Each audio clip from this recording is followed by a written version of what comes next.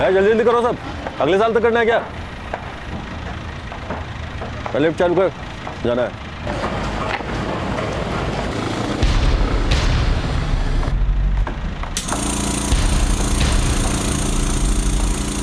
खून, अगर मर्द की औलाद है तो वहीं रुकना।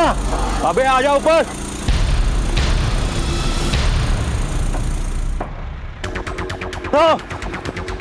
माधव, अबे कहाँ मर गया? हरिया है इधर आ। अरे यार तेज आ जा रहा है अभी, आज छोड़ेंगे नहीं साले को। रुक साले, मुझसे पैसे मांग रहा है तू? क्या कर रहे हैं यहाँ पे? नीचे काम रुका है, इसके लिए नहीं तुम लोगों को पैसा मिलता है। चलो फटाफट चलो यहाँ से, चलो। तेरी साले।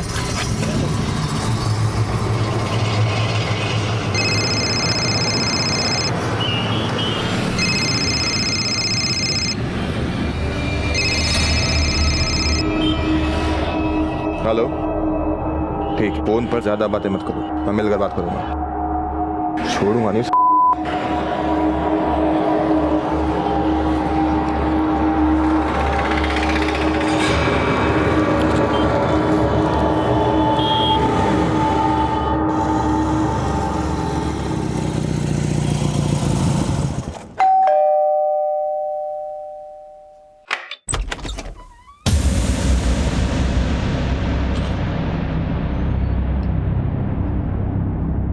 दुआ सलाम करने का मन भी नहीं करता अब तो। बेहतर यही होगा कि उससे दूर रहो। शर्म आती है कि नहीं इस उम्र में ये सब कुछ करते हुए? बहुत बार बोल चुका हूं, लेकिन अब आखिरी बार बोल रहा हूं, ये जो कुछ भी कर रहे हो बंद कर दो। और हाँ, एक और बात, इस उम्र में क्या होगा ये बताने की मुझे जरूरत नहीं है।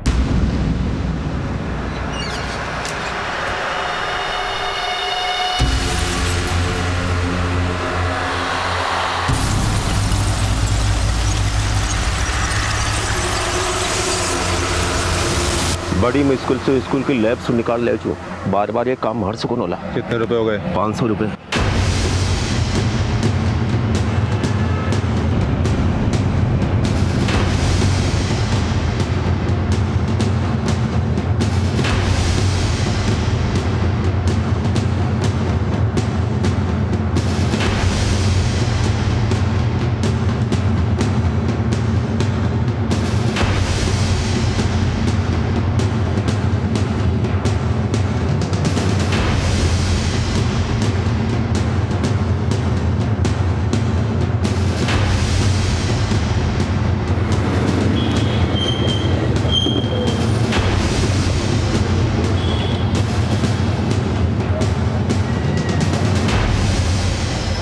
हेलो, हाँ, प्लान वही है, 10 बजे।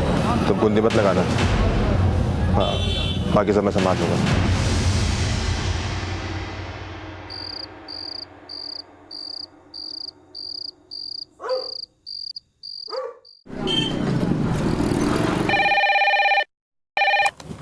Hello, sub inspector Jagtap Singh. क्या?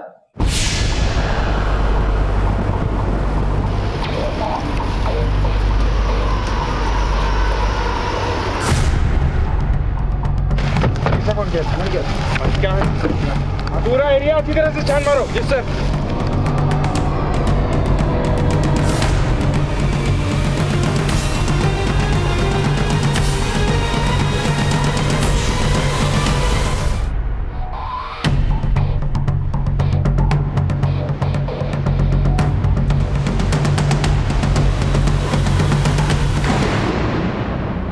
अक्सर शिकारी जंगल में पूरी तैयारी के साथ शिकार करने निकलता है, लेकिन कई बार ऐसा होता है कि वो खुद शिकार बन जाता है। उस वक्त ना हाथ में रखा हथियार काम आता है और ना ही दिमाग। ऐसा ही कुछ जयपुर के तेजराज के साथ हुआ। किसी और की मौत का सामान खरीदने वाले तेजराज की लाश उसी बैग में मिली जो उसने किसी और के लिए खरीदा था। लेकिन तेजराज किसकी जान लेना चाहता था और अपनी मौत के पहले वो किस एमएमएस का जिक्र कर रहा था? क्यों वो किसी के राज को दुनिया के सामने लाना चाहता था? पर अब तेजराज की मौत के बाद कई सवाल खड़े हो चुके थे। सर, मेरे पोस्टमार्टम रिपोर्ट्स, ये आदमी जिस वक्त मरा उस वक्त इस आदमी को किसी ने क्लोरोफॉर्म सुंघाकर बेहोश किया और शायद इसकी हत्या बेहोश करके की गई हो। बॉडी को देखकर ऐसा लगता है सर कि बड़ी बेरहमी से इसके बॉडी पार्ट्स को काटा गया है। और हाँ सर, रिपोर्ट्स के मुताबिक इस आदमी को 48 घंटे से ज़्यादा हो चुके हैं मरे हुए। एक बात और, चाकू को मैंने लैब में टेस्टिंग के लिए भेज दिया था, उस पर कुछ खून के ट्रेसेस मिले हैं जो इस आदमी के डीएनए से मैच करते हैं, पर कोई फिंगरप्रिंट नहीं मिला है सर। जगताप, हमारे पास एक अनजान शख्स की लाश है, मर्डर का वेपन भी है, और जिस तरह से खून करके बॉडी को ठिकाने लगाया गया है उससे लगता है कि ये किसी कोल्ड ब्लडेड मर्डरर का काम है। एनीवे, इस आदमी का कोई क्लू? नो सर, अभी तक तो इस आदमी के बारे में कुछ पता नहीं चला है। मैंने जयपुर के आसपास के सभी पुलिस थानों में इसकी फोटो भिजवा दी है और हम खुद भी ये पता करने की कोशिश कर रहे हैं कि इन 2 दिनों में इस आदमी को मिसिंग फाइल रिपोर्ट हुई है कि नहीं। गुड, मैं ये सारे एविडेंस और इस आदमी की बॉडी वापस से चेक करना चाहूँगा। Sir,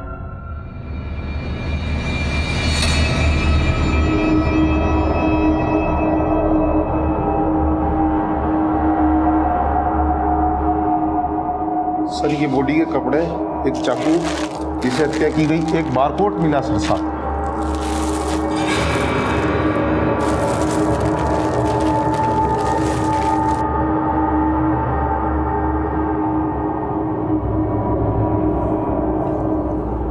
barcode. जगताप, हाँ सर। अपनी टेक्निकल टीम से कहो कि इस बारकोड को स्कैन करें, पता करें कि ये बैग कहाँ से खरीदा गया है। बारकोड से सेलर की डिटेल मिल जाएगी, फिर जहाँ से भी ये बैग खरीदा गया है उस दुकान या उस जगह के सीसीटीवी फुटेज से हो सकता है हमें कातिल का चेहरा मिल जाए।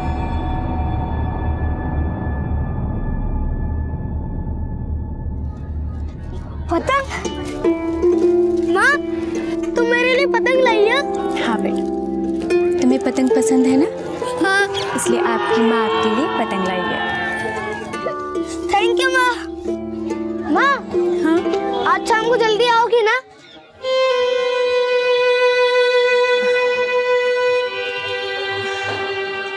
बेटा, बस कुछ दिन और, उसके बाद माँ का पूरा समय सिर्फ आपके लिए होगा, ठीक है? ठीक है। अच्छा बेटा।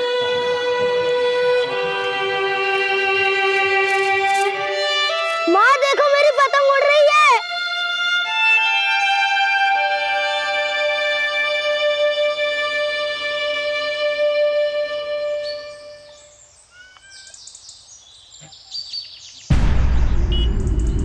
क्या बात है, ऐसे बीच में आने की वजह? हर बात की वजह चाहिए ना तुझे।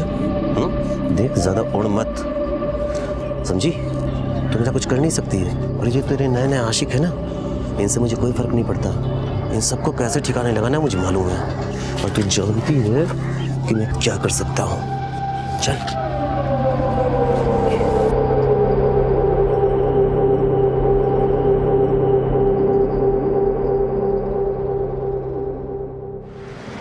ओके, ठीक है, ठीक। सर, उस बारकोड के बारे में पता चल गया। इस बैग को गृह शोभा स्टोर से खरीदा गया था करीब 3 दिन पहले। वहाँ की सिक्योरिटी डिपार्टमेंट से मैंने बातचीत की है, उनके पास पिछले 1 हफ्ते की फुटेज मौजूद है।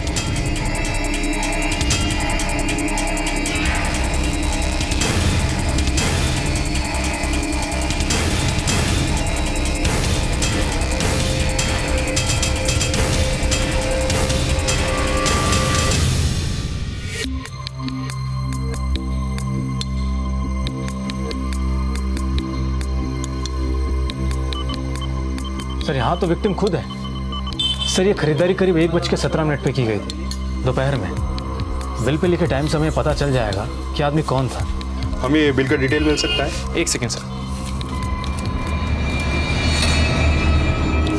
ये रही बिल की डिटेल। सर, ये देखिए, डेबिट कार्ड से पेमेंट किया गया था। इस आदमी का नाम तेजराज सिंघानिया है। इस कार्ड की डिटेल से इस आदमी के बारे में पूरी जानकारी हासिल करो और पता करो कि कार्ड के ट्रांजैक्शन में दिया गया ये नाम इसी आदमी का है या नहीं। अगर ये आदमी तेजराज सिंघानिया है तो इसके बैंक से इसके पूरे डिटेल हासिल करो। Okay sir. सर, ये रही इस कार्ड की डिटेल। ये तेजराज यहीं सेक्टर 11 में रहता है।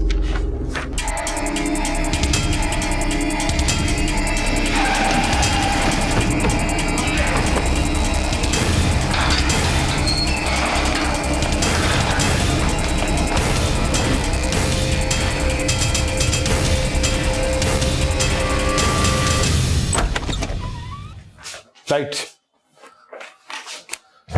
जगताप, हाँ सर। Search everything.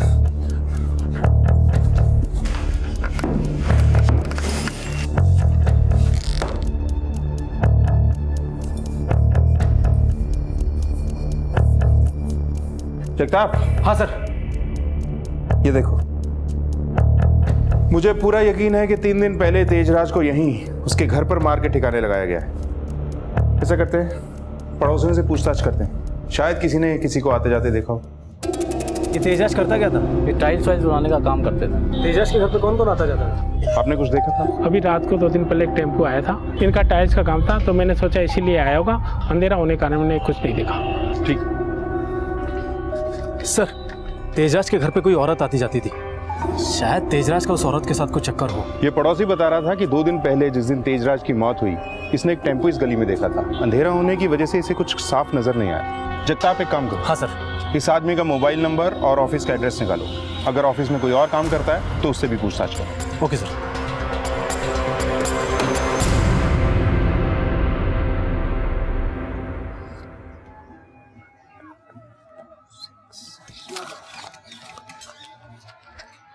माँ, इसमें क्या भरेंगे?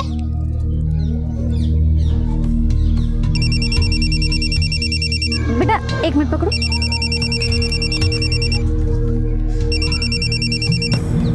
हेलो,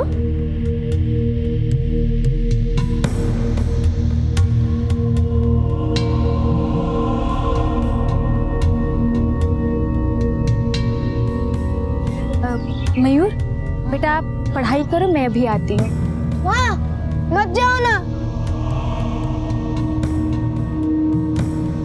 बेटा मेरा जाना बहुत ज़रूरी है ना? नहीं जाऊंगी तो फिर आपके लिए चॉकलेट कौन लाएगा, है ना? तो मैं जाऊं?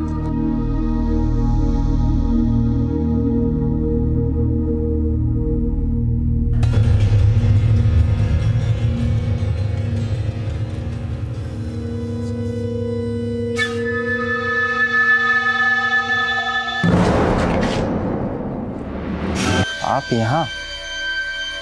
हमें अच्छा लगा आपको देखकर। अब कुछ ऐसा कर दीजिए कि मज़ा ही आ जाए। अब तो तुम तुम्हारे पति को भी नहीं बता सकते।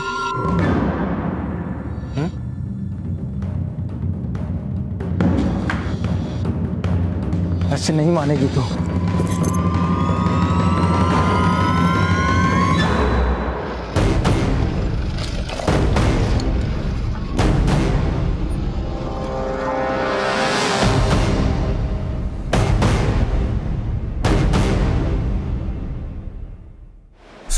तेजस साहब के उनके पिता जितेंद्र सेठ से बिल्कुल नहीं बनती थी और यही वजह थी कि वो उस घर में रहकर भी बिल्कुल अकेले रहते थे। 2 दिन से वो ऑफिस नहीं आया और तुमने पता करने की कोशिश नहीं की? वैसे भी वो इन दिनों कम आया करते थे और सारा काम मैं ही संभालता हूँ और कल रविवार होने की वजह से छुट्टी थी। तेजराज का मोबाइल नंबर देना।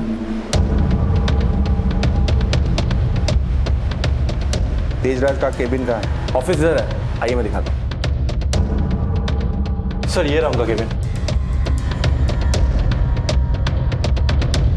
ये कंप्यूटर तेजराज इस्तेमाल करता होगा। Yes sir.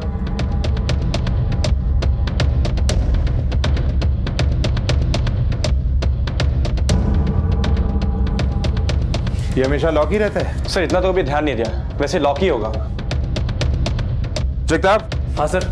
ये सीपीयू ले लो। ये सीपीयू हम लेके जा रहे हैं। फिलहाल ये लॉक है, पर हमारे पास हर ताले की चाबी होती है।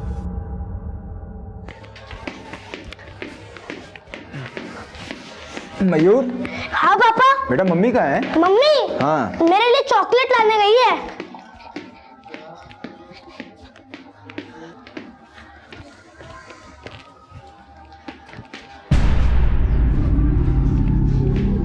कहाँ गई थी कुसुम?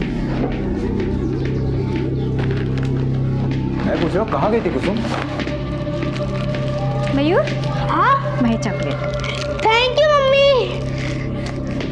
मयूर 2 मिनट बाहर खेलो बेटा। ठीक है। कुसुम क्या बात है? हाथ में सामान नहीं दिख रहा है, बाहर गई थी। आखिर हुआ क्या है? तुम मुझे बता सकती हो। नाराज हो क्या मुझसे? कुसुम, कुसुम मेरी बात तो सुनो। क्या हुआ है? क्यों पीछे पड़े हो? समझ में नहीं आता। एक बार बोला ना बाहर गई थी, दोबारा बोलूं? नहीं तो बोलो, दोबारा बोलती हूँ।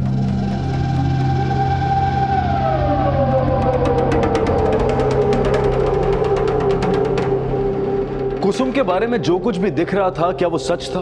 क्या कुसुम की ही वजह से तेजराज की जान गई थी? और क्या वो अपने पति को भी धोखा दे रही थी? भुवन के साथ काम करने वाला माधव आखिर ऐसा क्या जानता था जिसकी वजह से कुसुम उससे मिलने गई और जिसके बाद माधव ने कुसुम के साथ बलात्कार किया? ये सारे सवाल एक जवाब के इंतजार में थे जो बहुत जल्द सामने आने वाला था। चित्ररंजन जी, आपके बेटे की मौत का हमें भी दुख है, लेकिन हमने लोगों से सुना है कि आपकी अपने बेटे से बनती नहीं थी। क्या मैं जान सकता हूं कि इसका कारण क्या है? सर, मेरे बेटे से बने या ना बने, पर सच्चाई तो यही है ना कि मैं उसका बाप हूं। हाँ, बिजनेस को लेकर कुछ कहासुनी हुआ करती थी मेरे और उसके बीच, जिसके बाद उसने ये घर छोड़कर अलग रहने का फैसला किया। आपको किसी पे शक है? जी नहीं।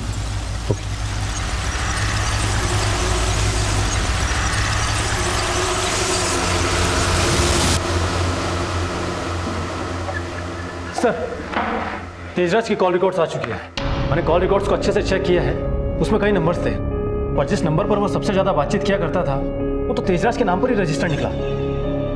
उसका खरीदा हुआ बैग और उसी का खरीदा हुआ चाकू और ये नंबर भी उसी के नाम पे। माजरा क्या है? खैर, वो सीपीयू अनलॉक हुआ? सर, हमारी टेक्निकल टीम उस पर काम कर रही है। लॉक खोलने के प्रोसेस में सारा डाटा इरेज ना हो जाए, इसलिए थोड़ा टाइम लग रहा है। गुड। जगताप, एक काम और करो। हाँ सर। इस तेजराज के पिछले 1 साल के सारे डिटेल्स निकलवाओ। ये कहाँ गया, किस किस क्लाइंट से मिला, सब पता करो। और हाँ, इसके ये दोनों नंबर जो इसके नाम पे रजिस्टर्ड हैं, इसका पूरा 1 साल का कॉल डिटेल्स निकालो। ये कब कब और कहाँ एक्टिव थे, सब पता करो। Okay sir.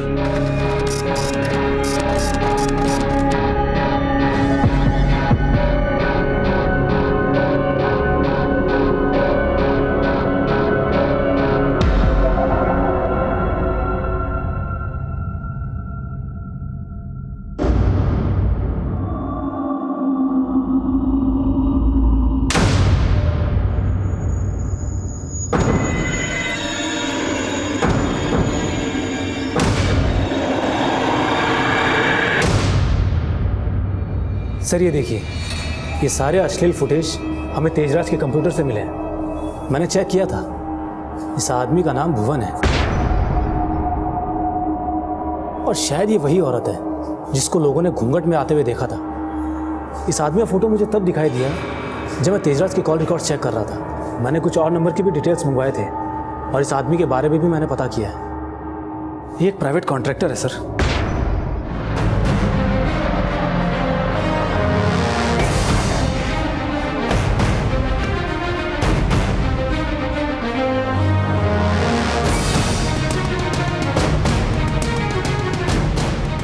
क्या रे भुवन, बड़े तोड़ने जोड़ने के कॉन्ट्रैक्ट लेता है। अब तेरा कॉन्ट्रैक्ट हमारे पास है, हमें देख के तू समझ ही गया होगा कि हम क्या तोड़ते हैं। हुआ क्या? अरे हुआ क्या साहब, ये तो बताओ। अरे हमने किया क्या है? क्यों मारा तेजराज को? क्या बात कर रहे हैं साहब, हम काहे मारेंगे तेजराज को? झूठ मत बोल। माधवन ने हमें सब बताया कि एक बार अपनी साइट पे तूने उसे मारा भी था और दुश्मनी में सुना है कि तू सूद के साथ साथ ब्याज भी वापस करता है। मुझे मारेगा? साहब, झगड़ा हुआ था, लेकिन पहले हाथ उसने उठाया था। उसके पास हमारा एक एमएमएस पड़ा हुआ था, हमको रोज धमकी देता था कि हमारी बीवी को दिखा देगा। वो एमएमएस तो उसके कंप्यूटर में बाहिफाजत रखा हुआ है। उस एमएमएस में वो औरत कौन थी तेरे साथ? सब वो हमारे दोस्त दिनेश की पत्नी कुसुम थी। दिनेश टिफिन सप्लाई करने का काम करता था। कभी कभी मुझे मज़दूरों की कमी पड़ती थी तो मज़दूर भी सप्लाई करता था। इसी सिलसिले में उसके घर पे खाने वाने पे जाना आना हो जाता था। वहीं मेरी मुलाकात कुसुम से हुई। धीरे धीरे कुसुम पास आने लगी और एक दिन जब दिनेश घर पे नहीं था तो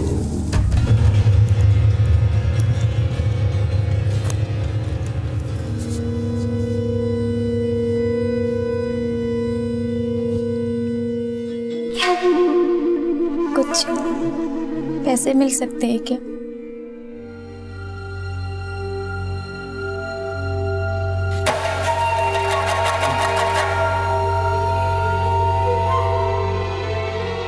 उसके बाद ही मुझे मालूम चला कि कुसुम का चक्कर मेरे ही साथ नहीं बल्कि और लोगों के साथ भी है। तेजराज के साथ भी उसका चक्कर चालू हो गया था। साहब, वो तेजराज कुसुम के पीछे पागल हो गया था। मुझे भी उसने धमकी दी थी कि कुसुम से ना मिलूं। इसी कारण हम लोगों के बीच मारपीट भी हुई थी। जिस रात तेजराज का खून हुआ उस रात तू कहाँ था? साहब, मैं अपनी बीवी के पास था। आपको यकीन ना हो तो पूछ सकते हैं साहब।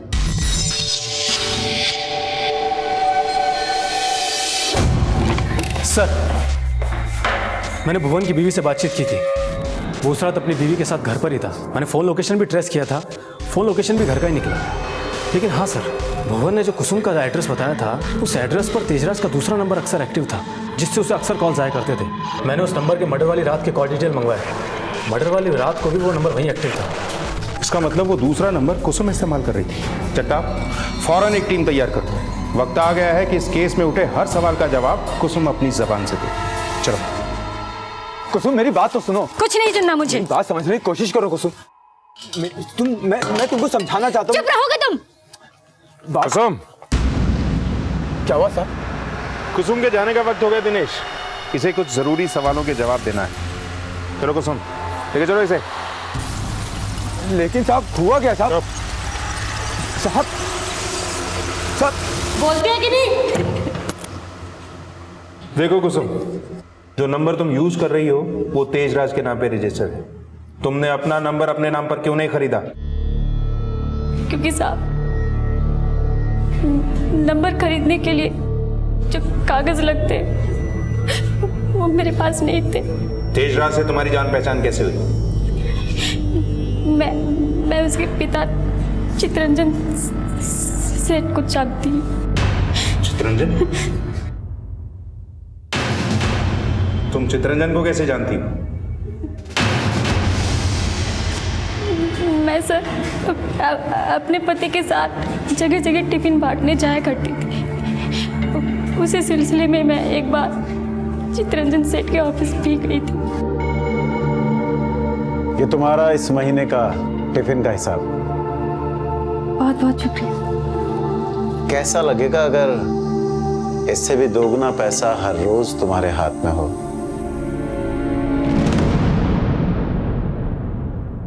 मतलब साहब?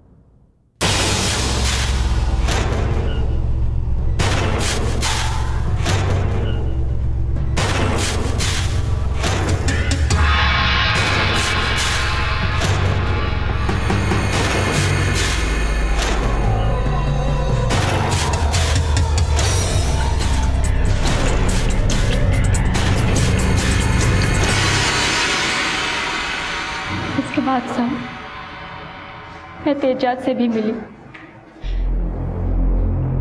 उसने भी मुझे पैसे दिए थे।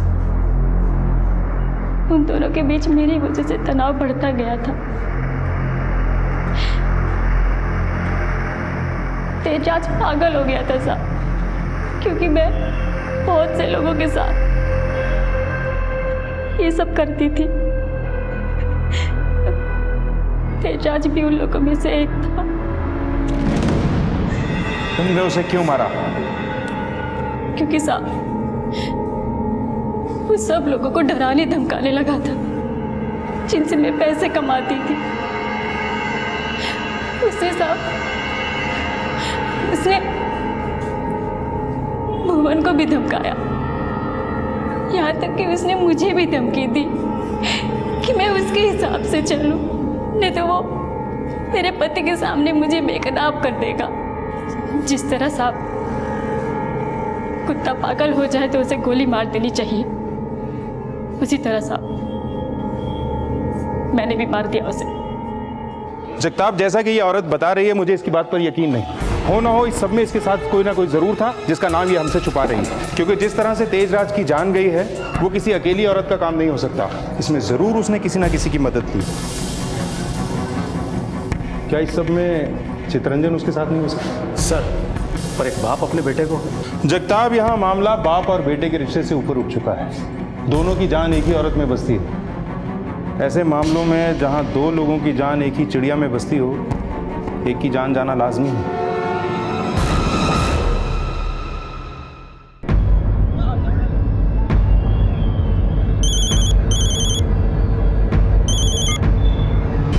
हेलो चितरंजन जी, कहानी को इस तरह अधूरी छोड़कर जाना तो अच्छी बात नहीं है। क्या मतलब? अभी समझ जाओ।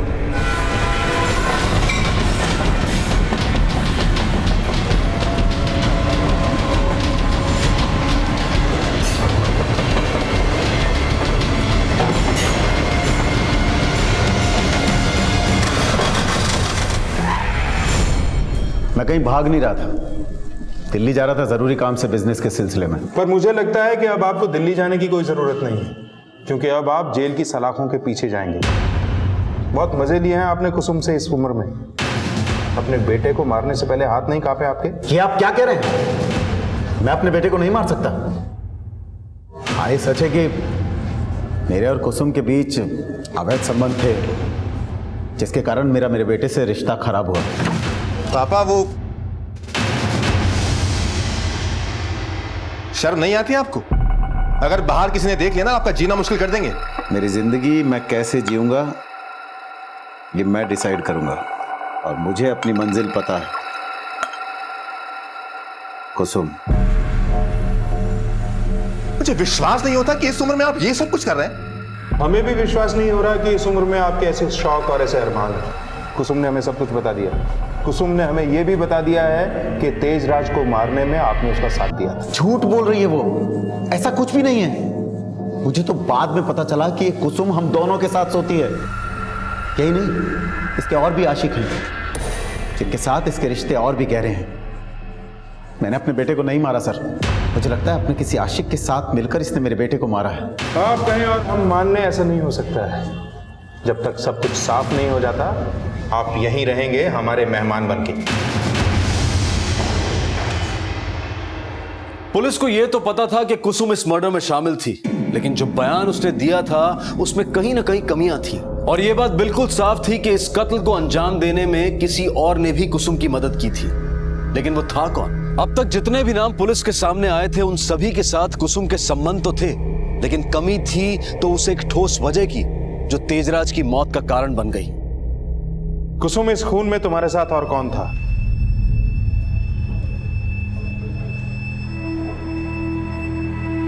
कोई नहीं साहब। मतलब एक 6 फुट के मजबूत आदमी को तुमने अकेले ही मार गिराया, वो भी एक छुरे से? नहीं साहब, पहले मैंने उसे क्लोरोफॉर्म सुनाया, जिसकी वजह से वो बेहोश हो गया। हाँ, तो बॉडी को काटने से पहले कोई टॉनिक पी लिया होगा। तुम कितना भी झूठ बोलो कुसुम, हम सच को खोद निकालेंगे। जगताप, इस केस की थ्योरी बड़ी अजीब है। एक आदमी जिसका खून हुआ, वो खुद ही उस बैग और चाकू का खरीदार था जिसमें उसकी बॉडी मिली। कुसुम इस खून की जिम्मेदारी ले रही है, पर यह इम्पॉसिबल है, क्योंकि एक औरत का इतनी बड़ी बॉडी को काट कर एक बैग में भरकर जंगल में फेंक कर आना इम्पॉसिबल है। क्या यह हो सकता है कि तेजराज ने खुद ही वो बैग और वो चाकू किसी और को मारने के लिए खरीदा हो, और इस बात को कुसुम जानती हो, और कुसुम ने शिकार के साथ मिलकर खुद ही शिकारी का शिकार कर दिया हो? क्या तेजराज कुसुम के किसी प्रेमी को मारना चाहता था, और तेजराज का किसी और को मारने का प्लान उसकी ही मौत का कारण बना? जगताप। हाँ सर। तेजराज का वो दूसरा नंबर जिसे कुसुम इस्तेमाल कर रही है, एक बार फिर से पूरी तरह से कंगालो। Okay sir. तेजराज को क्यों मारा तुमने? हाँ, क्यों मारा तेजराज को? साहब, मैंने नहीं मारा साहब, मैंने नहीं मारा उसको। नहीं मारा तो ये सब क्या है? क्या साहब? तेरे कॉल रिकॉर्ड्स, लोकेशन डिटेल्स, सब कुछ। तू और कुसुम टच में थे। जिस रात तेजराज का कत्ल हुआ, उस रात भी तू वहीं मौजूद था, तेजराज के घर पे। बोल।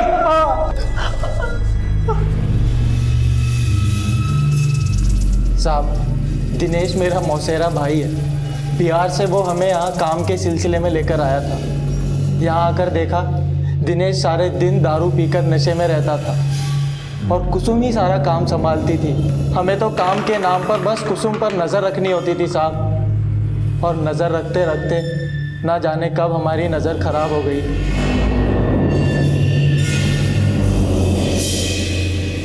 साहब, कुसुम ने 1 में 4 जोड़कर दिनेश के कान में मेरे खिलाफ जहर भर दिया था साहब, और इसीलिए दिनेश ने मुझे भुवन के साथ साइट पे काम करने में लगा दिया, और वहीं दिनेश से मेरी मुलाकात होती रहती थी।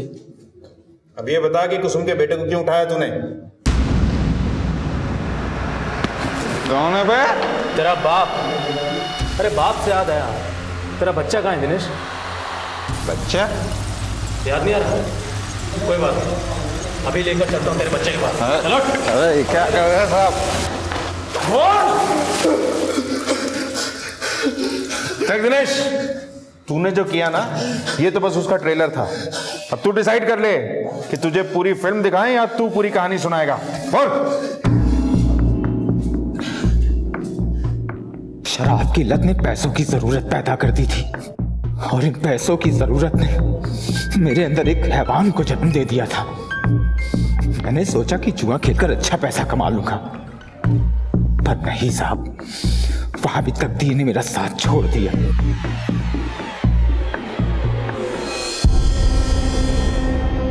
मैं कुसुम के टिफिन वाले काम से ही पैसे कमाने लगा साहब। मेरी बदकिस्मती कि एक वक्त के बाद कुसुम ने भी मुझे पैसे देने से इनकार कर दिया था। दिनेश, पर्स छोड़ो, छोड़ो पर्स, छोड़ो पर्स। ये पैसे मैंने मेहनत से कमाए हैं, तुम्हारी अय्याशी के लिए नहीं कमाए हैं मैंने। मेरे बच्चे के काम आएंगे पैसे। तुम तो दारू पियोगे जाके। नहीं दे सकती मैं पैसे तुमको। मैंने सोच लिया था साहब कि पैसे तो मैं लेकर ही रहूंगा, इसके लिए मुझे कुछ भी करना पड़ जाए। फिर मैंने मेरे बेटे के खाने में चूहे मारने की दवा मिला दी साहब, और मैंने जाकर कुसुम को कह दिया कि उसे ब्लड कैंसर है। बस वो फौरन डॉक्टर से मिलना चाहती थी। बहुत बिगड़ने वाली थी साहब। डॉक्टर वर्मा ने सब संभाल लिया। एक काम करो बेटा, आप बाहर जाके बैठो, हम आपके फादर से बात करेंगे। देखिए, ये बीमारी उम्र के साथ नहीं होती, ये किसी को भी हो सकती है, और मुझे बड़ा अफसोस है कि बीमारी मयूर को है। मैंने उसकी रिपोर्ट्स देखी हैं, ये देखिए।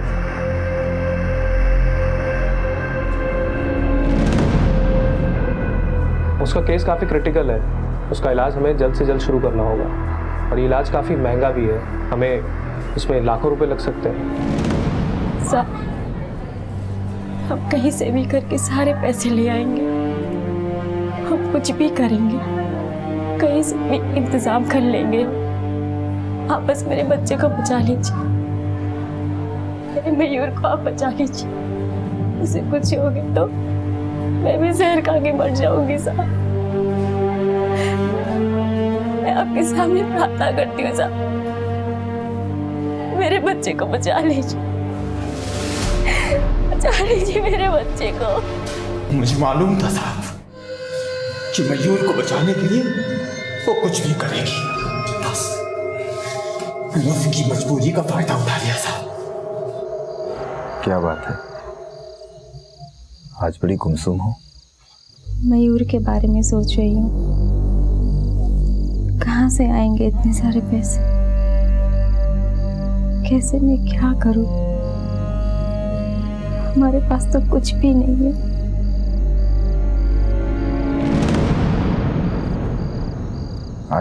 आज भुवन से मेरा झगड़ा हो गया था। क्यों, क्या हुआ? साले की हिम्मत तो देखो, कह रहा था कि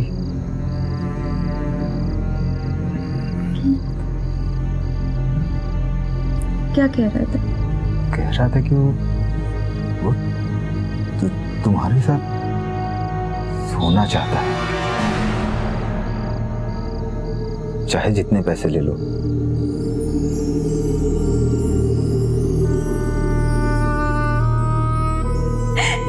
ये सब मैंने अपने बेटे के लिए किया साहब,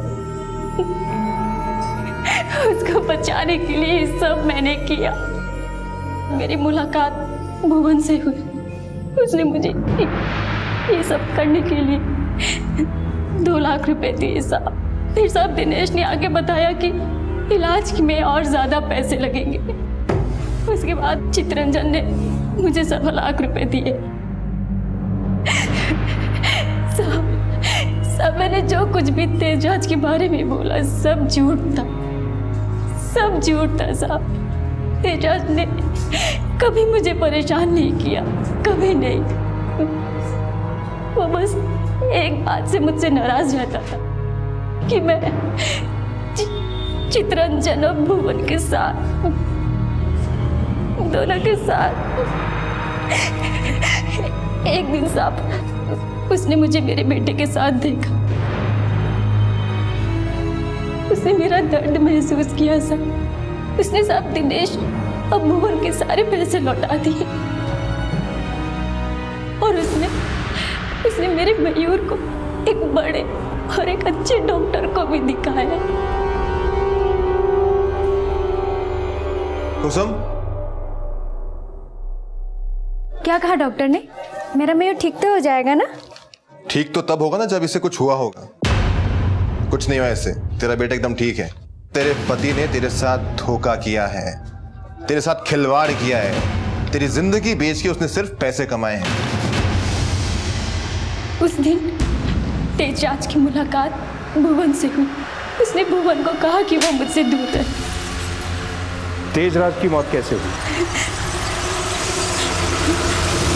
तुमने मुझे बेवकूफ बनाया, मेरी पूरी जिंदगी बर्बाद कर दी सिर्फ पैसों के लिए।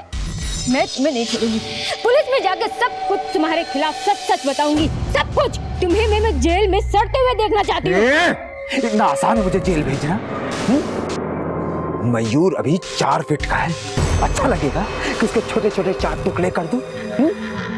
अगर किसी के आगे मुंह खोला तो याद रखना, उसकी बोलती बंद, हमेशा के लिए। समझ में आया कि नहीं? आया कि नहीं?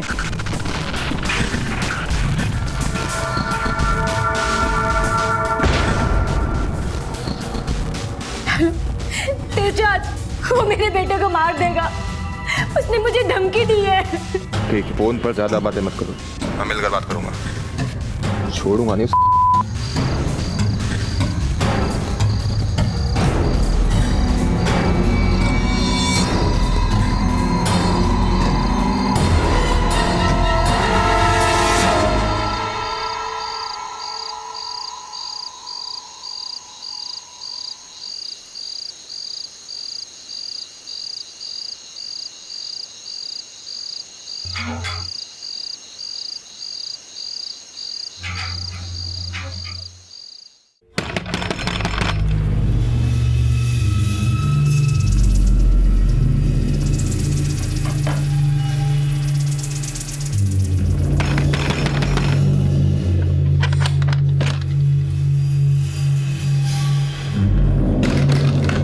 क्या हुआ? तेजाज, मुझे ये सब ठीक नहीं लग रहा है। जो हुआ सो हुआ। मुझे नहीं लगता कि हमें दिनेश को जान से मारना चाहिए। क्या बातें कर रही हो तुम? ये दिनेश इंसान नहीं है, हैवान है, और हैवान को मारना कोई गलत काम नहीं है। नहीं, मुझसे नहीं होगा ये। मैं नहीं कर सकती। मैं कहूंगी तुम भी मत करो। अगर मुझे कुछ हो गया तो मयूर को कौन देखेगा, उसे कौन संभालेगा? प्लीज बात को समझने की कोशिश करो, प्लीज। ठीक है, ठीक है, अगर तुम कहती हो तो मैं दिनेश को नहीं मारूंगा। मैं ये चाकू, ये क्लोरोफॉर्म, ये बैग, ये सब फेंक दूंगा। ठीक है? मैं तुम्हारे लिए कुछ भी कर सकता हूं, कुछ भी। Thank you. साले, मुझे मारने की सोच रहे हो तुम लोग? देख अपने मजनू की हालत। आज के बाद जैसा कहूंगा वैसा ही करेगी। और सुन,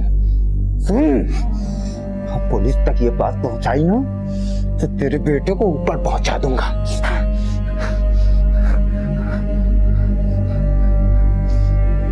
माधव जल्दी आजा।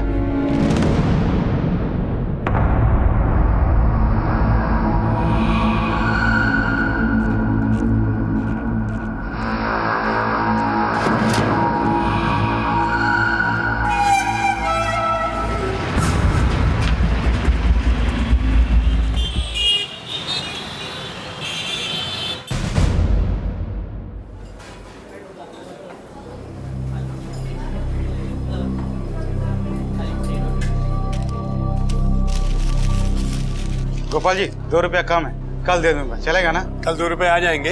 हाँ आ जाएंगे, दे दूंगा। तो फिर समोसे भी कल ही खा लेना। आज अगर समोसा नहीं खाओगे तो मर नहीं जाओगे, समझे? चले आते हैं। अरे 2 रुपया के लिए इतना बातें सुना रहे हैं आप मुझे? अरे कल तू अगर बिना पैसे दिए हुए मर गया ना तो फिर मुझे पैसा वसूलने के लिए तेरे घर में अगले जन्म में कुत्ता बन करके पैदा होना होगा। मैं नहीं कह रहा हूँ, बुजुर्ग लोग कह गए हैं। कागज भी मेरा खराब कर दिया। हाँ? कैसा आदमी है? हट, चल भाग।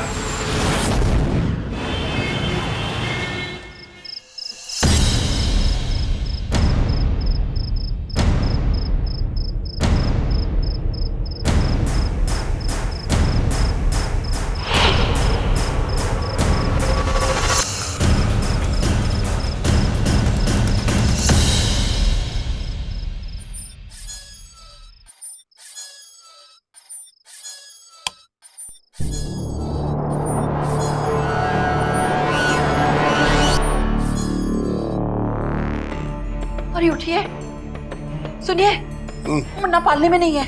क्या? मुन्ना पालने में नहीं, देखिए। नहीं है। अरे देखो वहीं कहीं गिर गया होगा, उधर देखो। आप भी। अरे अमित, अमित पकड़ो पकड़ो।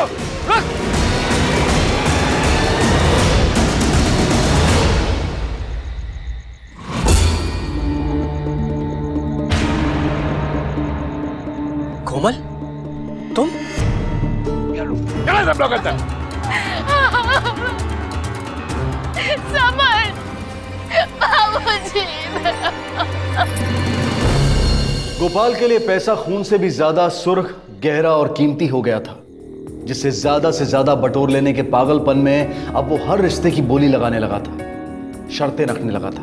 और यही वजह थी कि उसके अपनों के दिल में भी हर बदलते पल के साथ उसके लिए नफरत बढ़ती जा रही थी।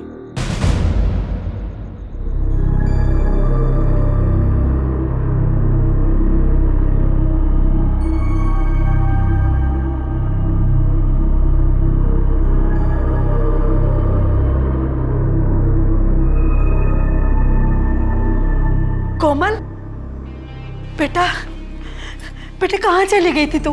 हाँ बोलना, कहाँ चली गई थी? कोमल, मैंने तुम्हें मना किया था ना, उस लिचड़ के पास मत जाना। कैसे न जाती, मेरा बच्चा उनके पास। ये अकल तुम्हें पहले नहीं आई? जब मैंने उस अनएजुकेटेड, अनकल्चर्ड घर के साथ कोई भी रिश्ता बनाने के लिए मना किया था। पापा, जो कुछ हो गया आप उसे बदल नहीं सकते। प्लीज, प्लीज उनकी सारी शर्तें मान लीजिए। नहीं, चाहे जो कुछ भी हो जाए, लेकिन उस घटिया गोपाल की एक भी शर्त नहीं मानूंगा मैं। और उसने ये जो प्रॉब्लम खड़ी की है ना, उसका कोई ना कोई तोड़ तो जरूर निकालूंगा मैं।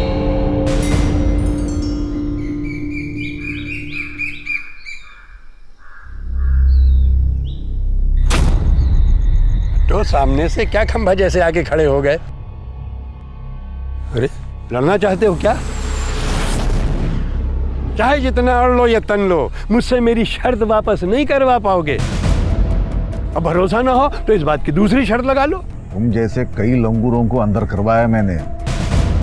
ये मत भूलना कि मैं एक इनकम टैक्स कमिश्नर था। हाँ, कमिश्नर थे, लेकिन अब सिर्फ हमारे समधी हो, वो भी लड़की के बाप। इसलिए मुंडी नीची करके इतना अच्छी तरह से जान लो, जब तक मेरी शर्त पूरी नहीं होती, तुम्हारी लड़की ससुराल में कदम नहीं रख पाएगी और बच्चे को तो छू भी नहीं पाएगी। ए बुड्ढे, ज्यादा गुलाटी मत मार, मैं तो ऐसा सबक सिखाऊंगा कि जिंदगी भर याद रखोगे। मेरा कुर्ता छोड़ो, फट जाएगा। अरे छोड़ो, बहुत महंगा कुर्ता है, फट जाएगा। कुर्ता तो क्या, तेरा बहुत कुछ कीमती सामान फाड़ डालेंगे हम। अब ये जो बेइज्जती की है ना, इसको 2 दूनी 4 और 4 दूनी 8 करके लौटाऊंगा, समझे? अब हटोगे या हटवाऊं?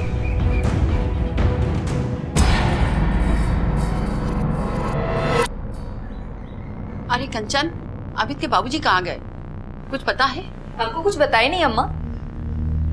अजीब बात है, आज तो दुकान का भी छुट्टी है और फिर भी चले गए और मोबाइल भी नहीं उठा रहे।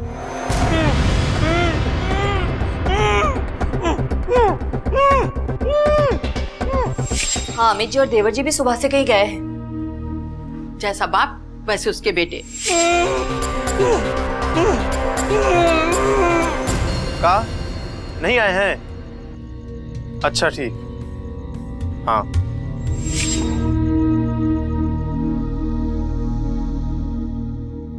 अम्मा सबके यहाँ फोन करके पूछ चुके हैं, पिताजी किसी के यहाँ नहीं है, पता नहीं कहाँ चले गए। भैया मुझे लगता है हमें पुलिस में रिपोर्ट करवानी चाहिए, कहीं ऐसा ना अम्मा उन्हें कुछ हो गया।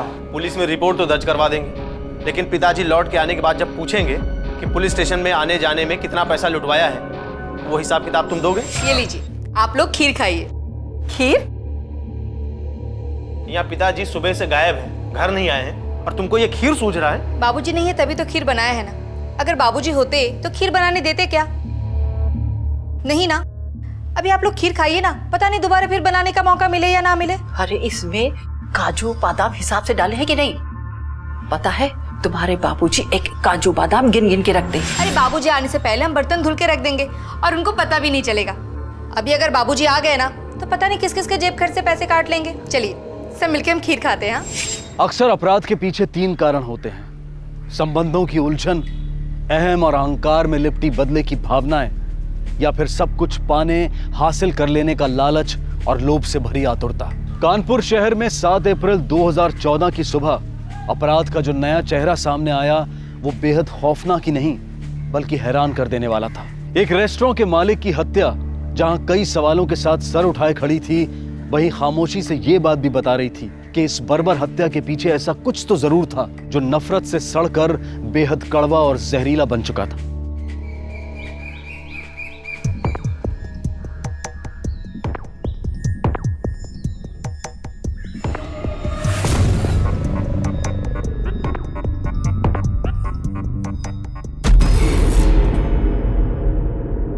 शटर खुला है? बाबूजी, बाबूजी,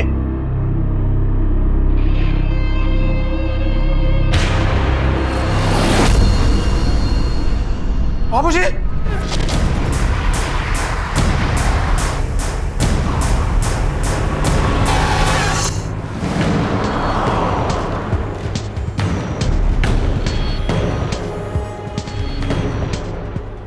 किसी ने बहुत बेरहमी से मारा इसे। यहाँ से कोई रुपए, पैसे या फिर कोई कीमती सामान गायब है? गले की चाबी और पैसों का हिसाब किताब तो बाबूजी के पास ही रहता था। अब अगर कुछ गायब भी हुआ होगा तो हम बता नहीं पाएंगे।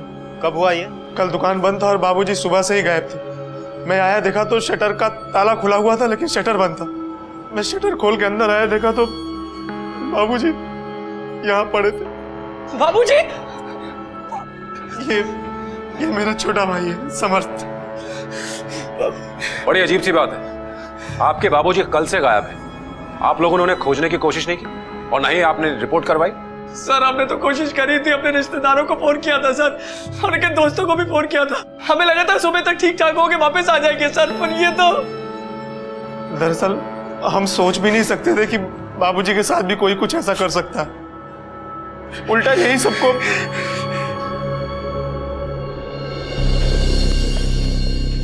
कल तुम लोगों में से कौन कौन आया था? सर कल दुकान बंद था। कोई सामान चोरी हुआ यहाँ से? नहीं सर। जा, लाश को पोस्टमार्टम के लिए भेजो। Yes sir. सर, उस एरिया में जाकर पूछताछ की तो पता चला कि कुछ लोगों ने कल सुबह गोपाल जी को अपने दुकान के अंदर जाते हुए देखा था, मगर वो अकेले ही थे। इसका मतलब तो ये हुआ कि उस दुकान में पहले से कोई मौजूद था। उसने खून किया और उसके बाद मौका देखकर शटर डाउन किया और भाग गया। लेकिन सर वहां पहले से ही कोई कैसे हो सकता है? क्योंकि अमित जी ने हमें कहा था गोपाल जी के पास एक ही चाबी होती है जो दुकान की ओरिजिनल चाबी है। तो ऐसा भी हो सकता है कि गोपाल जी के बाद वहां कोई आया हो। चलो चलकर देखते हैं कि कौन उनसे इतनी नफरत करता था। सर,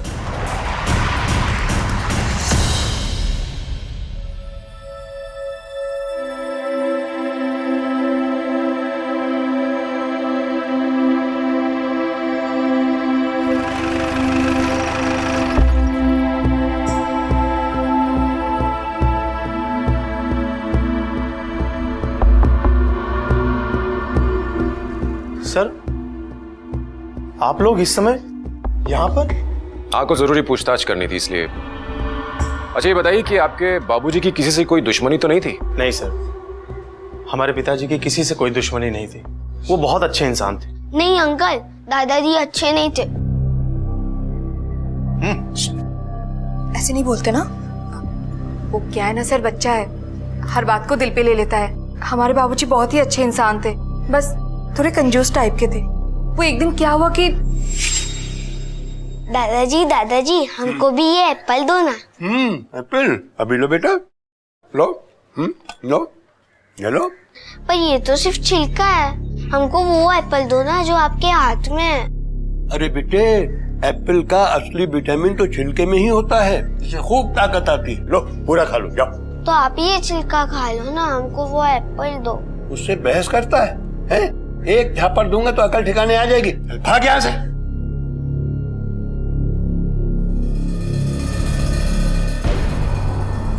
हाँ सर, ये सच है कि हमारे पिताजी थोड़े कंजूस जरूर थे, लेकिन हम सब ने इसको अपना किस्मत मान लिया था। हम लोगों को इससे कोई तकलीफ नहीं थी, कोई शिकायत नहीं थी। साहब अमित बेटा ठीक ही कह रहा है, पर वो जैसे भी थे घर तो उन्हीं से चलता था।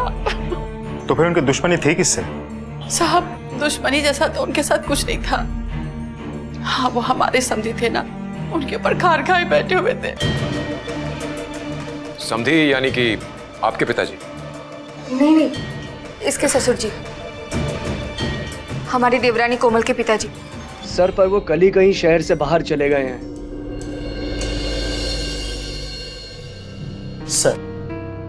सर एक पोस्टमार्टम रिपोर्ट है। सर, पोस्टमार्टम रिपोर्ट के मुताबिक गोपाल जी की मौत 11 बजे के आसपास हुई थी सुबह, और मौत के कारण गले में जबरदस्ती ठूसे गए रुपयों और सिक्कों के कारण दम घुटना बताया गया है। लगता है किसी ने भड़ास निकाली गोपाल जी पे। पहले कभी नहीं देखा ऐसा मर्डर।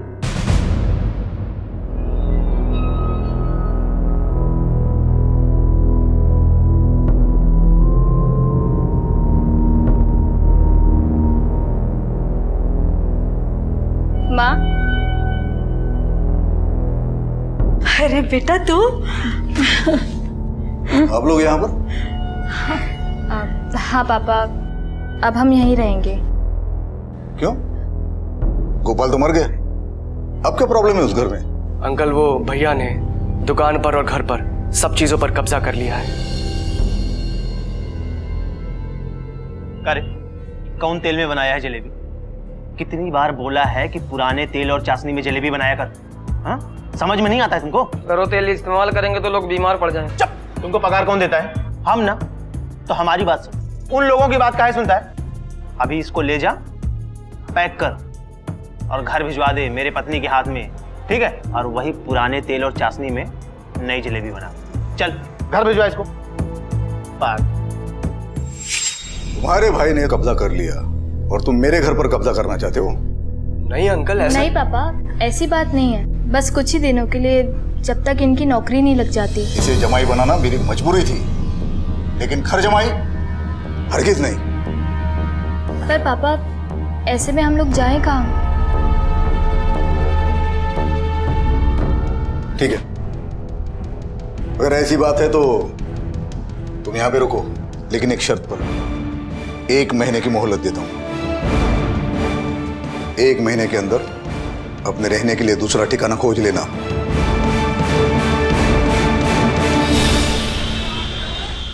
सर, एक सेकंड, आपसे बात करनी है। हमारे परिवार में से कई लोगों को बाबूजी से बहुत शिकायत थी, उनकी कंजूसी और लालच के कारण।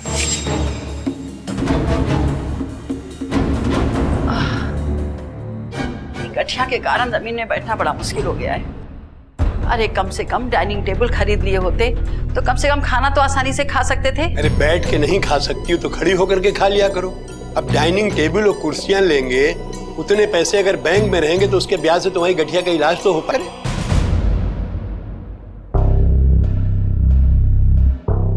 बहू रानी, आजकल तुम्हारी उंगलियों में गठिया हो गया क्या? नहीं तो बाबूजी। तो फिर दाल में ज्यादा घी कैसे गिर गया? गिरा नहीं है बाबूजी, हमने डाला है। वो क्या है ना, आप इतना मेहनत करते हैं तो हमने सोचा घी खाएंगे तो आपको शक्ति मिलेगी। अच्छा, तो तुमने जानबूझ करके इतना घी डाला है। ठीक है, आज तुम्हारे जेब खर्च के भी 20 रुपए मैं अपने गले में डाल दूंगा, बस हिसाब बराबर। ऐसे क्यों बाबूजी? इसलिए कि गलती तुम्हारी और पैसा हमारा, ये नहीं चलेगा, समझी? ये दाल ले जाओ और इसका घी निकाल करके कल की दाल में छौंक लगा देना, समझी? लो ले जाओ। सामत बेटा, कहीं काम की बात बना? अरे नाम के साथ काम में भी समर्थ होता तो मिलता ना काम। अरे समझने की तो कोशिश करिए। मुझे नहीं सरिता, इसको समझाओ, और अगर नहीं समझता है तो अपनी सारी जायदाद, दुकान, मकान सब अपने बेटे अमित के नाम कर दूंगा, समझी?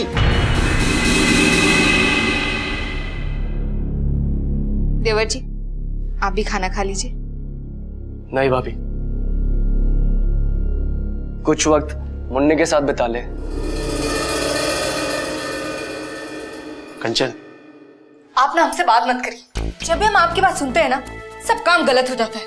अरे हुआ का? इतना जोर जोर से बोल रही हो, आंगन में सब बैठे, सुन लेंगे तो गजब हो जाएगा। क्या हुआ? आप ही ने तो कहा था उस बुड्ढे को घी पिला, बुड्ढा खुश हो जाएगा और खरीदारी के लिए पैसा देगा। उस बुड्ढे को तो घी चटवाने से अच्छा होता मैं किसी सांप को दूध पिला देती। कंजूस कहीं का। आपको पता है हमारा मन क्या कर रहा है? कहाँ?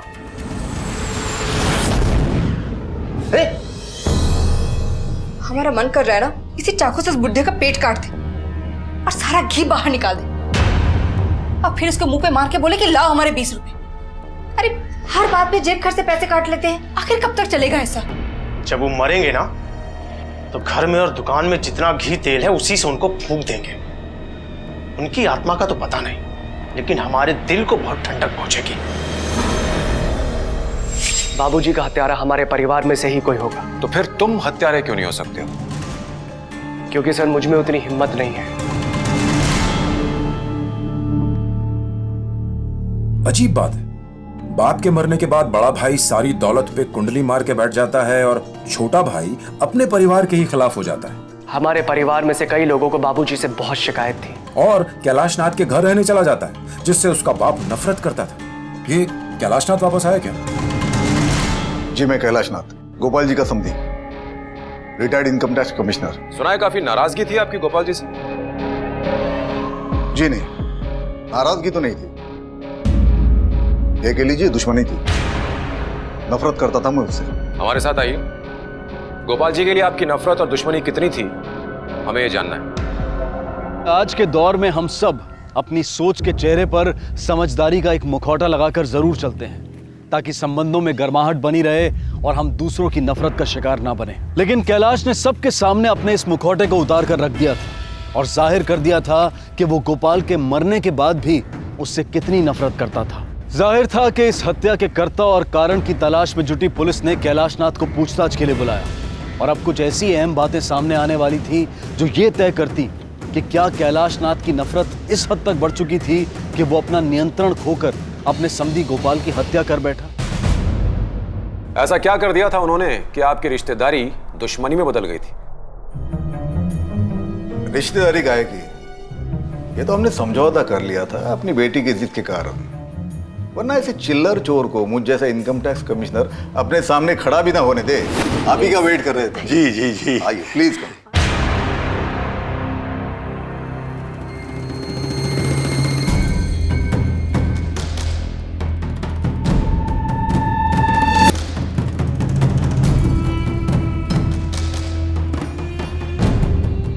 बहुत बड़ा घर है आपका, बहुत ही बढ़िया।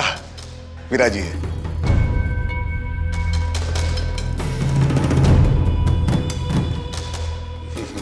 बहुत सुंदर, बहुत सुंदर है आपका घर। थैंक यू जी। अरे कविता, इनके खाने पीने का इंतजाम। अरे नहीं नहीं नहीं नहीं नहीं बहन जी, बस आपका घर देख के ही मेरा पेट भर गया। लगता है कैलाश जी ने अंडर द टेबल खूब मलाई चाटी है।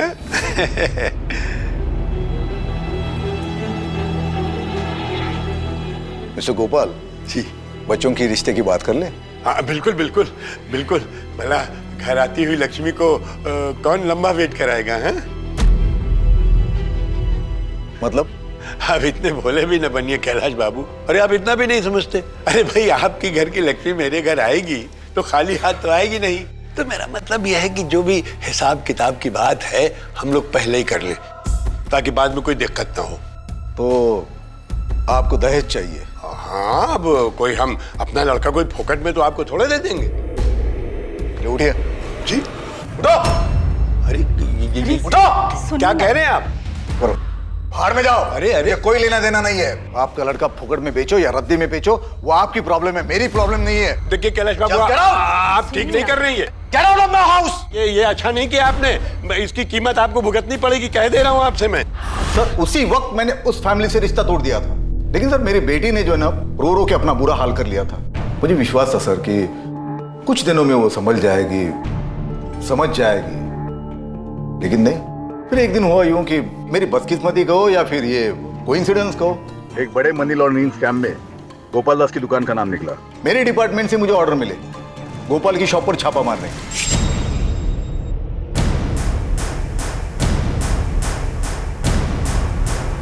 शटर नीचे कर दो, एक लाइन में खड़े हो। लाइन में खड़े हो जाओ, एक लाइन में खड़े हो जाओ। अरे कैलाश जी, ये सब क्या हो रहा है? क्या है ये सब? इनकम टैक्स रेड है, दिखता नहीं? अरे सर, आपको कुछ गलत इन्फॉर्मेशन मिला होगा। इन्फॉर्मेशन गलत है या सही है, इसकी जांच बाद में होगी। अगर आप दोनों ने सरकारी काम में दखल अंदाजी की तो आपको भी अंदर कर दूंगा। अरे ऐसे कैसे अंदर कर देंगे आप? बाबूजी अंदर करने की बात कर रहे हैं।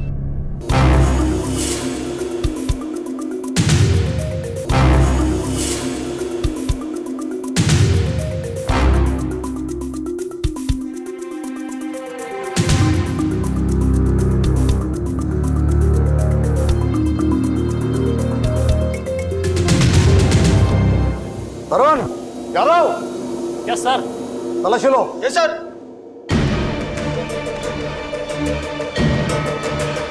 ये क्या है? सर ये देखिए यहाँ भी मिला। बहुत सारे पैसे सर। सर ये तो मेरी मेहनत की कमाई है, मुझे दीजिए। देखता नहीं शायद गिनने में कोई गलती हो गई हो। नहीं देखिए आप, मैं आपके हाथ जो होता हूँ हम हिसाब किताब कर लेते हैं। देखिए आप बहुत जुल्म कर रहे हैं मेरे ऊपर। सील कर दो सब कुछ। दरअसल गोपाल को यूं लगा कि वो छापा मैंने जानबूझकर मरवाया है और एक दिन वो मेरे पास आया। देखिए कैलाश जी, ये मत समझिएगा कि जो छापा पड़ा है मैं उसके डर से आया हूँ। फिर किस लिए आए हो? दरअसल मेरे बेटे समर्थ ने अपना बुरा हाल बना रखा है। मुझसे अब उसकी परेशानी और नहीं देखी जाती, इसलिए मैं चाहता हूँ कि बिना किसी दान दहेज के आपकी बेटी को अपनी बहू बना लूं। इससे मेरी गलती भी सुधर जाएगी और एक परिवार भी बस जाएगा। लेकिन सर मुझे समझ जाना चाहिए था कि 420 बूढ़ा पश्चाताप करने के लिए नहीं आया। मेरे खिलाफ ये उसका एक पैंतरा था। कैसा पैंतरा? शादी के बाद हर बार छोटा मोटा बहाना बना के वो दहेज लिया करता था। तो फिर आपने पुलिस कंप्लेंट क्यों नहीं लिखवाई? सर देखिए एक ही बेटी मेरी, पैसों की लालच में ये बूढ़ा कहीं उसका घर न तोड़ दे, इस डर से मैंने उसकी हर बात मान ली। लेकिन सर इसी वजह से उसका कॉन्फिडेंस बढ़ गया, हर छोटी मोटी बात पर वो शर्त रखने लगा। जैसे इनकम टैक्स न देने पर तुम्हारे पिताजी ने मेरी दुकान के बाहर बड़ा सा ताला लटकवा दिया था, वैसे ही जब तक तुम अपने पिताजी से 20 लाख रुपए ससुराल टैक्स के लेकर के नहीं आ जाती हो, तब तक तुम्हारे लिए भी इस घर के दरवाजे पर उतना ही बड़ा ताला लटका हुआ मिलेगा तुम्हें। बाबूजी मैं उन्हें बता दूंगी, पर अभी तो मुझे अंदर जाने दीजिए। जाओ जाओ पैसे लेके आओ, तब बात करना। जाओ अभी नहीं। बाबूजी नहीं नहीं बाबूजी सुनिए। ना ना ना पैसे लेके आओ, पैसे लेके आओ। बाबूजी मेरा बच्चा भूखा है। अगर आपने उस दिन पुलिस में रिपोर्ट लिखवाई होती तो आज हमें यही नहीं कहना पड़ता कि उनकी हत्या कराने की आपके पास कोई ठोस वजह मौजूद है। कहीं तुमने अपनी दुश्मनी तो नहीं निकाली? आपकी बात बिल्कुल सही है सर, लेकिन मुझे अफसोस रहेगा कि उस लालची दुकानदार का हत्यारा मैं नहीं हूँ। आपकी उनसे आखिरी बार बात कब हुई थी? उस दिन मैं उसे मिलने गया था लेकिन बात नहीं बनी। फिर उस दिन करीब 10 बजे उसने मुझे मिस कॉल दिया था। मिस कॉल इसलिए कि ताकि उसके पैसे खर्च न हो। मैंने कॉल बैक नहीं किया। उस दिन तुम कहाँ थे? मैं मेरे घर पे था। ठीक है आप जा सकते हैं। Thank you inspector. लेकिन जब आप उस हत्यारों को पकड़ लोगे मैं वापस आऊंगा, हाथ जोड़कर उसे धन्यवाद कह। गोपाल दास को मारना तो सभी चाहते थे, पर मारा किसे? विश्वास और प्रेम के गारे से बना इंसान का हर रिश्ता अनमोल होता है, उसकी कीमत नहीं लगाई जा सकती। लेकिन जब उस रिश्ते में अविश्वास और लालच का दीमक लगने लगता है, तब गहरे से गहरे रिश्ते की इमारत भी पलक झपकते ही टूटकर बिखर जाती है। गोपाल के लालच ने परिवार के हर रिश्ते को खोखला कर दिया था। प्रेम और विश्वास की जगह नफरत और षड्यंत्र ने ले ली थी, और यही वजह थी कि अब सिर्फ कैलाशनाथ ही नहीं, परिवार का हर सदस्य संदेह के घेरे में आ गया था। सर गोपाल जी का फोन रिकॉर्ड्स आ गए हैं। उन्हें आखिरी कॉल 7 तारीख को यानी कि हत्या वाले दिन सुबह 10 बजे आया था। और उन्होंने अपना आखिरी कॉल किसे और कब किया था? सर 3 दिन पहले अपनी ही दुकान पे। और उन्हें आखिरी कॉल किसका आया था? सर कॉल किसका आया था ये तो नहीं पता चला, लेकिन अपने ही दुकान के लैंडलाइन नंबर से। इसका मतलब एक बात पक्की है जा कि जब गोपाल दुकान पर पहुंचा उस वक्त हत्यारा दुकान के अंदर पहले से ही मौजूद था। उसके पास दुकान की चाबी थी और गोपाल उसे जानता भी था। सर फिर तो हत्यारा परिवार का ही कोई है, या फिर करीबी कोई जिसकी पहुंच उस चाबी तक थी। लेकिन सर कैलाश जी के पास भी तो हत्या करने की ठोस वजह थी। वजह तो थी जा, लेकिन उनके पास दुकान की चाबी कैसे आ सकती है? एक काम करते हैं, दुकान चलते हैं।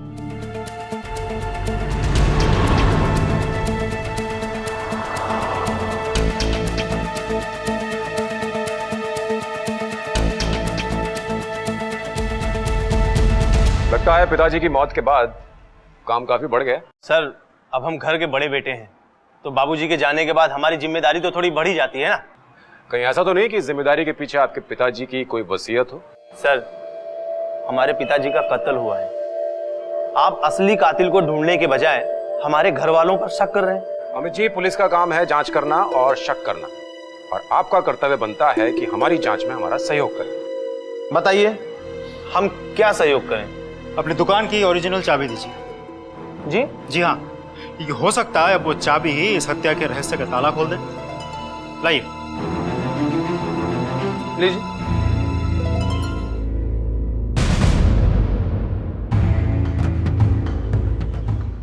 अमित जी, हम आपकी ये चाबी लेकर जा रहे हैं और अपनी जांच होने के बाद ही लौटाएंगे।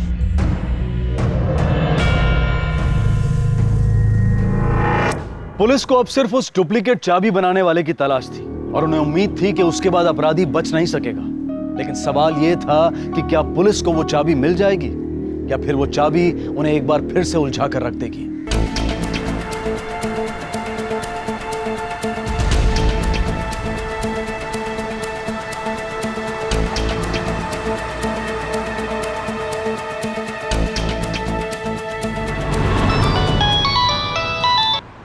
हेलो।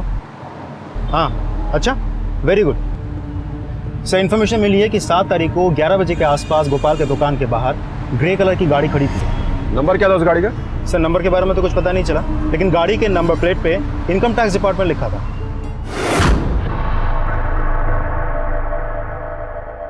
ग्रे कलर की कार जिसके ऊपर इनकम टैक्स डिपार्टमेंट लिखा हुआ है, वो गाड़ी आप ही की है ना? वो मेरी थी, अब है नहीं।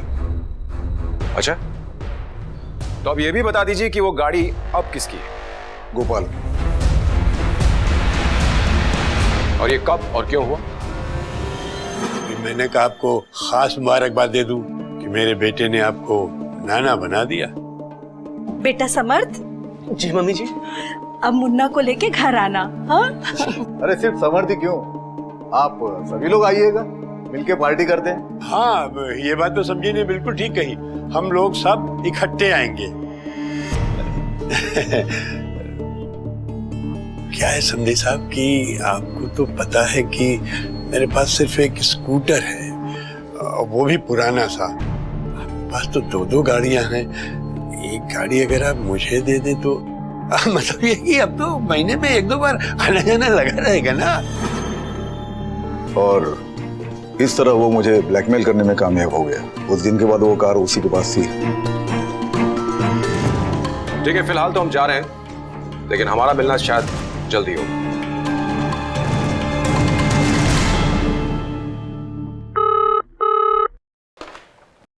इंस्पेक्टर अरुण रावत है? ठीक है, हम थोड़ी देर में पहुंच रहे हैं।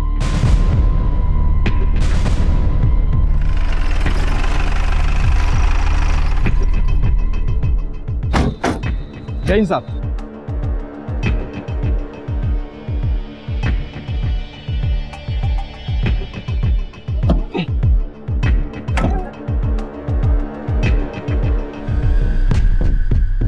ये तो कैलाशनाथ का आईडी है। जी सर। लेकिन गोपाल का मर्डर तो उसकी शॉप पर हुआ था। फिर इस गाड़ी को यहां तक चलाकर कौन लाया? और ये खून किसका है इस पे? एक काम करो सर, इस आईडी को फॉरेंसिक लैब भेजो, मालूम पड़ना चाहिए खून किसका है, और इस कैलाशनाथ को तुरंत पुलिस स्टेशन बुलाओ। सर, मेरी कार के बारे में मैं पहले ही आपसे कह चुका हूँ। रही बात मेरे आधार कार्ड की, वो तो कुछ दिन पहले गुम हो गया। मुझे तो लगता है कोई मुझे फंसाने की कोशिश कर रहा है। अक्सर जब सबूत अपराधी को घेरने लगते हैं, हर अपराधी यही कहता है कि मुझे फंसाया जा रहा है। खैर, अब आप ये भी बता दीजिए कि आपका वो आईडी कब और कहां खोया था? Sir, 1 minute. ये सर, गाड़ी में आई कार्ड पे जो खून लगा हुआ था वो इंसान का नहीं था। इंसान का नहीं था? मतलब? सर, मुर्गे का खून था। मुर्गे का खून? इसका मतलब ये कैलाशनाथ सच बोल रहा है, इसे जानबूझकर फंसाया जा रहा है। अच्छा, उस डुप्लीकेट चाबी के बारे में कुछ पता चला? सर, अभी तक तो कुछ पता नहीं चला, लेकिन कोशिश जारी है।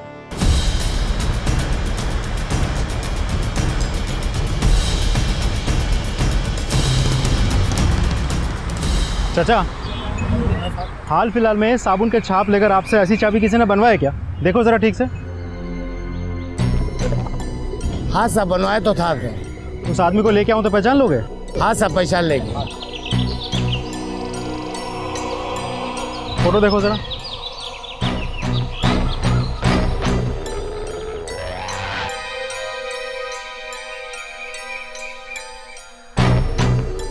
हाँ साहब, पहचान आई आदमी।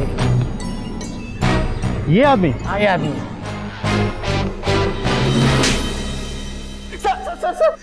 सर, हमने चाबी बनवाई जरूर थी सर, पर हमने हमारे पिताजी का कत्ल नहीं किया है। क्यों बनवाई थी चाबी? बोल। चोरी करने के लिए। हमारे पिताजी सबके सामने बहुत बेइज्जती किया करते थे, इसलिए। बाबूजी, सारा सामान आ गया? हाँ। सरवन, ले जा सारा सामान। तो पैसे वैसे बचे, सब लुटा आया? हाँ, ये 50 रुपए बचे भी हैं और ये लिस्ट। मैंने तुझे 5,000 रुपए दिए थे, ये 4940 का हिसाब है। 50 रुपए तूने मुझे वापस किए, 10 रुपए कहाँ गए? 10 रुपए बाबूजी मैंने भिखारी को दे दिया। मैं तुम लोगों के लिए एक एक पैसा करके जोड़ता हूँ और तूने 10 रुपए भिखारी को दे दिए। अरे किस भिखारी को दे के आया है? वो पिछले चौक में बैठता है ना। अच्छा, तू अब तो ऐसा कर, उस भिखारी के पास चला जा, उसके पैर पकड़ ले, फिर उसके हाथ जोड़ दे और कह दे कि गुरुजी मुझे ये विद्या सिखा दो, क्योंकि मेरे बाप ने सारी जमीन जायदाद और ये दुकान मेरे छोटे भाई के नाम लिख दी है। समझे? अरे कल तू देखना, बीक पे बैठेगा, कोई 10 रुपए भी नहीं देगा तुझे। बाबूजी, गलती हो गई। तेरी पॉकेट मनी में 10 रुपए कट। देते ही कितना है जो 10 रुपए कट? अरे जो भी देते हैं बहुत देते हैं। जाके अपना काम कर। सारे वर्कर के सामने बहुत बेइज्जती करते थे हमारी। बाबूजी, 300 रुपए मिलेंगे क्या? 300 रुपए? कुछ काम है। ठीक है। सरवन, इधर तो आ। जी शेठ जी। ये अपना टेबल साफ करने वाला कपड़ा इसे दे दे। क्यों शेठ जी? आज से तेरा काम ये करेगा। ये क्या कह रहे हैं बाबूजी आप? तुझे 300 रुपए चाहिए ना, और उसी का जुगाड़ कर रहा हूँ। मैं समझा नहीं। अरे समझदार होगा तब समझेगा ना। भाई वो क्या है कि तुझे 300 रुपए चाहिए कि तू मेहनत करेगा वेटर की तरह से, तो तुझे ग्राहक लोग टिप देंगे और टिप में 300 क्या 300 से ज्यादा जमा हो जाएंगे और मुझे भी 300 रुपए नहीं देने पड़ेंगे। चाहिए तुझे 300 रुपए? नहीं। उसके बाद क्या हुआ मैं तुम्हें बताता हूं। जब तुम अपनी दुकान से पैसे चुरा रहे थे, तुम्हारे बाबूजी वहां पहुंच गए और तुमने घबरा करके उनका कत्ल कर दिया। उसके बाद वहां से गाड़ी लेकर के फरार हो गए। नहीं सर, ये बिल्कुल सच नहीं है सर। हम ताला खोलकर अंदर गए, बहुत ढूंढा, मगर पैसे मिले ही नहीं। बाबूजी ने पता नहीं कहाँ छुपा कर रखे थे, इसलिए हम दुकान में ताला बंद करके और वहां से चले गए। इसे लॉकअप पर डालो, बाकी पूछताछ हम वही करें। Yes sir. सर, हम सच कह रहे हैं। सर, उस गाड़ी के बारे में पता चल गया। मर्डर के 1 दिन पहले तक वो किसी वर्कशॉप में थी। कौन से वर्कशॉप में?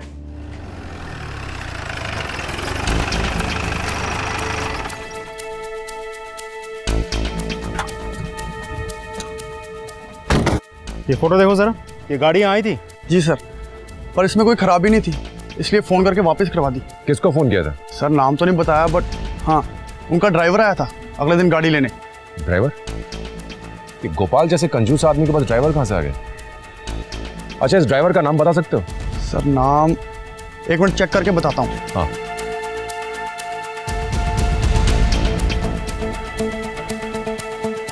सर, राजू दुबे नाम था उसका। राजू दुबे? तुम्हारा साहब कौन है? साहब वो गोपाल जी थे ना, उनका बेटा। ये था? ये? हाँ सर।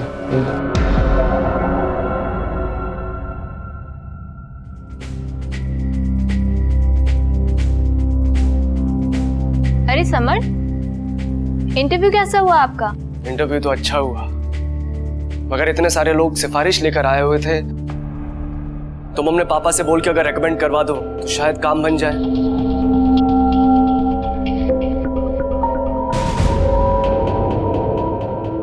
इंस्पेक्टर साहब, आप एक इंटरव्यू हमें भी दे दो, तो हम तुम्हें एक ऐसी जगह रेकमेंड कर देंगे जहां से तुम चाहोगे तो भी तुम्हें कोई बाहर नहीं निकालेगा।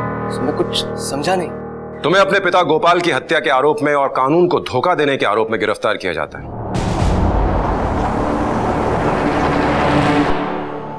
नहीं सर, मुझे अपने लालची और कंजूस बाप से पैसे नहीं चाहिए थे। फिर क्यों मारा अपने बाप को? शांति और सुकून से जीना चाहता था मैं, बिना किसी शर्त के। 1 महीने के अंदर अपने रहने के लिए दूसरा ठिकाना खोज लेना। मुझसे मेरी शर्त वापस नहीं करवा पाओगे। अब भरोसा ना हो तो इस बात की दूसरी शर्त लगा लो। तंग आ गया था दोनों पुट्ठों की लड़ाई से, उनकी शर्तों से। मैंने प्लान बनाया, एक सांप को मारकर दूसरे सांप को फंसा देता, सारा खेल ही खत्म हो जाता। फिर मैंने कैलाश जी का आईडी चुरा ली ताकि उन्हें फंसा सकूं, और फिर उस गार्ड पर मुर्गे का खून लगाकर उसकी गाड़ी में फेंक दिया ताकि सारा शक उस पर जाए। मुझे पता चल गया था कि अमित भैया ने एक और डुप्लीकेट चाबी बनवा रखी है। उसी चीज का मैंने फायदा उठाया। बाबूजी और कैलाश जी की तो लड़ाई चल ही रही थी और गाड़ी भी कैलाश जी के नाम पर थी, तो मैंने सोचा उन्हें फंसा दूंगा और खुद बच जाऊंगा। और अपराधी यही सोचता है कि वो अपराध करने के बाद कानून से साफ साफ बच जाएगा, लेकिन वो ये भूल जाता है कि पुलिस अपराध के दाग खोजते खोजते उन तक पहुंच जाती है ताकि समाज को साफ सुथरा रख सके। याद रखें, लालच एक ऐसी प्यास है जिसे आप जितना बुझाने की कोशिश करेंगे ये उतनी ही और लगती जाएगी। गोपाल का लालच भी एक ऐसी ही प्यास थी जिसने उसके साथ साथ उसके घर परिवार का सुख चैन भी छीन लिया। ज्यादा पैसा बटोरने के लालच में उसके द्वारा लगाई गई शर्तों ने न सिर्फ उसकी जान ले ली बल्कि परिवार के कई और लोगों की जिंदगियां भी बर्बाद कर दी। आज उसका अपना ही बेटा उसका हत्यारा बनकर जेल की सलाखों के पीछे पहुंच गया है। कोमल से उसका पति जुदा हो गया और उसके बेटे से उसका पिता। याद रखें, सुख से जीने की सिर्फ एक ही शर्त है और वो है संतोष। संतोष वो अवस्था है जिसमें हम अपने पास जो कुछ भी है उसमें खुश रहने की कोशिश करते हैं। वो सिर्फ संतोष ही है जिससे हम अपने लालच, अपने लोभ पर काबू पा सकते हैं। इसी विचार के साथ मैं अनूप सोनी अब आपसे विदा लेता हूं। फिर मुलाकात होगी अगले एपिसोड में और खुलासा करेंगे एक और जुर्म का। तब तक अपना और अपने परिवार का ख्याल रखें और देखते रहें क्राइम पेट्रोल डायल 100। सबक एक को सीख हम सबको। जय हिंद। क्राइम पेट्रोल के और भी दिलचस्प कहानी देखने के लिए हमारे चैनल को सब्सक्राइब करें और बेल आइकॉन दबाना न भूलें।